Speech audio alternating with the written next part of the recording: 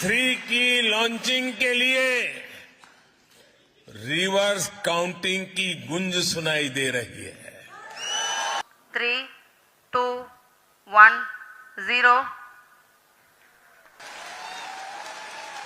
That's a very big, बहुत बड़ी development है, और वो ये है कि चंद्रयान 3 जो है, जो कि थर्ड लूनर एक्सप्लोरेशन मिशन है, उसने इंडिया से टेक ऑफ कर लिया है और India in the space या India on the moon. चौथा कंट्री होगा कि वो अपनी अगर ये कंट्रोल लैंडिंग जो है वो चांद के ऊपर कर सके। और एक तरफ आप देखें दिल्ली, नरेंद्र मोदी साहब फ्रांस बैठे हुए हैं। ये सिग्नलिंग इंडिया करता है। यूएई, चाइना, हम इनकी तरफ देखते रहे और अब तो वजीर आजम साहब ये फरमा रहे हैं कि मैं जब बाहर जाता हूँ तो लोगों को की शक्ल देखने वाली होती है कि कहीं ये अब पैसे तो नहीं मांग है, इसको अपने फायदे के लिए नहीं या सिर्फ अपने गर्ज के लिए नहीं बल्कि ह्यूमैनिटी के लिए देख रहा है। Totally agree. बट इससे पहले अगर बाकी 3 कंट्रीज की बात की जाए, अमेरिका, चाइना और रशिया की, तो उन्होंने हमेशा इसको स्पेस को वेपन्स के तौर पे यूज किया है। इसरो जो है वो कहा जा रहा है कि जो एक नई डायरेक्शन में इंडिया को लेके जा रहा है। ये बहुत बड़ी डेवलपमेंट है, और ये जो चंद्रयान है, there is a probability, there is a possibility कि ये तकरीबन 24 अगस्त तक जो है ये चांद आप देख सकते हो किस तरीके से इस वीडियो में बात हो रही है कि क्या मतलब चंद्रयान जो 3 है वो लॉन्च हुआ है और चंद्रयान 3 पर पाकिस्तानी मीडिया का रिएक्शन है। और 24 अगस्त के आसपास चंद्रयान 3 पहुंचेगा चंद्रमा के करीब, और चंद्रयान 2 आपको याद होगा, उसके बारे में वीडियो के लास्ट में बात करते हैं। और चंद्रयान 3 को लेकर भी बहुत सारी चीज़ें हैं, वीडियो के लास्ट में बात करते हैं। प्लीज़ चैनल को सब्सक्राइब करेगा, मैं मिलता हूँ वीडियो के लास्ट में। जो कि थर्ड लूनर एक्सप्लोरेशन मिशन है, उसने इंडिया से टेक ऑफ कर लिया है, और ये कहा जा रहा है कि ये चौथा 4th ऑपरेशनल मिशन है। और इसरो जो है वो कहा जा रहा है कि जो एक नई डायरेक्शन में इंडिया को लेके जा रहा है।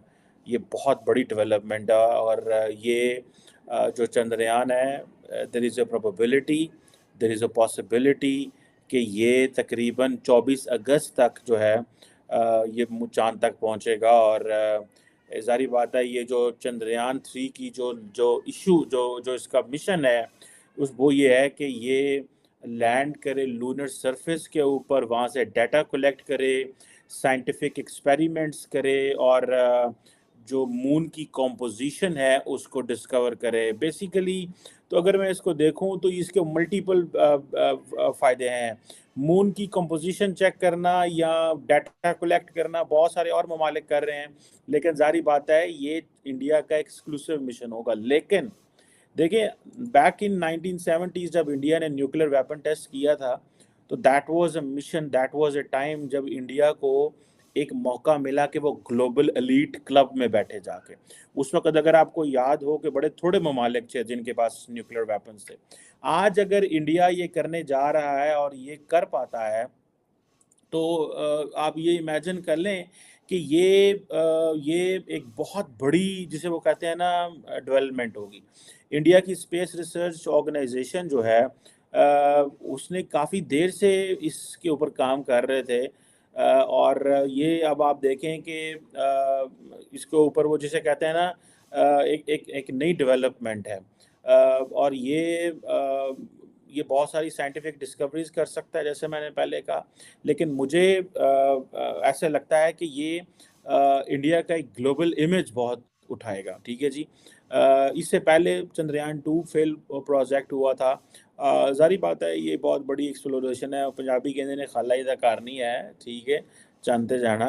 तो ये इंडिया अगर ये कर पाता है तो ये आप समझ लें कि इंडिया हिस्सा बन जाएगा अमेरिका का, चीन का, रशिया का। सोवियत यूनियन जब थी रशिया, तो तब दे डिड इट। सो अब आप इमेजिन करें, जिसे वो कहते हैं ना कि चौथा कंट्री होगा कि वो अपनी अगर ये कंट्रोल लैंडिंग जो है वो चांद के ऊपर कर सके। और एक तरफ आप देखें दिल्ली, नरेंद्र मोदी साहब फ्रांस बैठे हुए हैं। ये सिग्नलिंग इंडिया करता है। इंडिया की जो गवर्नमेंट है वो सिग्नलिंग करती है। और फॉर एग्जांपल क्या है जी कि जी वो मोदी साहब किधर हैं? मोदी साहब फ्रांस हैं, गेस्ट ऑफ ऑनर है। अच्छा पिछू क्यों है? पिछू जनाब वो चंद्रयान छाड़ता ना। ये है, this is what they have been doing. Doctor Jaishankar किधर हैं? डॉक्टर जयशंकर तो इंडोनेशिया बैठे हुए हैं।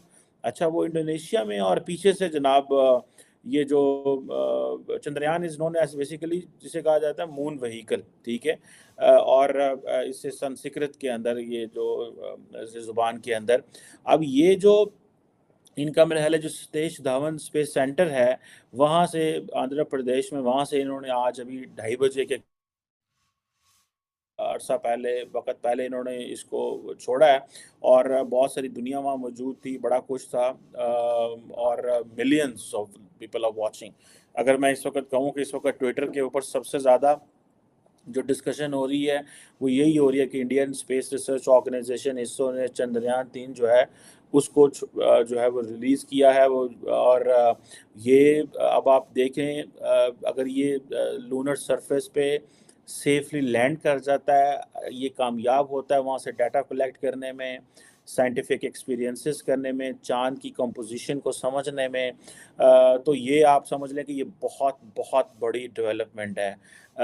उधर अब जारी बात है, एक तरफ तो इंडिया के अंदर ये जारी बात है शोर मचा के भाई देखो की हो रहा है, किस तरह हो रहा है, जनाब इंडिया ने जनाब चंद्रयान 3 जो है वो चलाता है।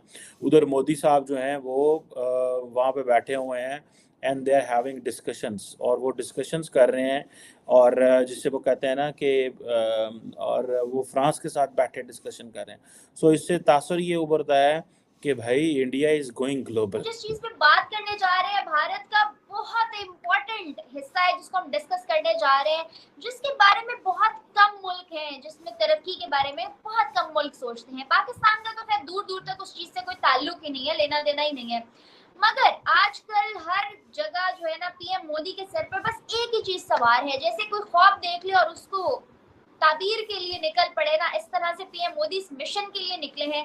आप भी इससे नावाकिफ नहीं होंगे, चंद्रयान 3 के बारे में बात कर रही हूँ, जिसकी कॉस्ट 650 करोड़ जिसका बजट रखा गया।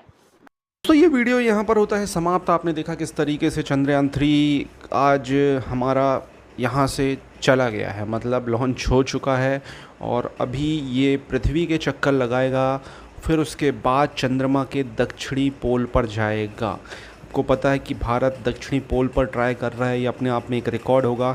लास्ट टाइम हम फेल हुए थे, बट स्टिल उस टाइम पे आपको पता होगा कि मोदी जी पहुंच गए थे, और जो इसरो के लास्ट आप याद होगा आपका आधे घंटे में चंद्रयान था अपने मार्ग से भटक गया था और प्रॉपर उसकी लैंडिंग नहीं हुई थी, जिसके बाद पाकिस्तानियों ने भारत का बहुत मजाक उड़ाया था। इवन पाकिस्तान के जो एक मिनिस्टर हैं फवाद चौधरी, उन्होंने काफ़ी मजाक उड़ाया था, इस तरीके की चीज़ें की थी। हालांकि आपको पता है कि ये इन चीज़ों में ये प्रयोग हैं, ये प्रैक्टिकल हैं, ये चलते रहने चाहिए, और हर कोई ये करता है उसके बाद उसको सक्सेस मिलती है। तो भारत भी प्रयास कर रहा है। भारत में ऐसा है कि यार भारत बड़ा प्रयास कर रहा है, दक्षिणी पोल में प्रयास कर रहा है, जिसकी वजह से एक जिगरा चाहिए उस मिशन की। भारत के नासा ने भी तारीफ़ की थी कि दक्षिणी पोल में उन्होंने भी आज तक प्रयास नहीं किया, तो ये बहुत बड़ी बात है।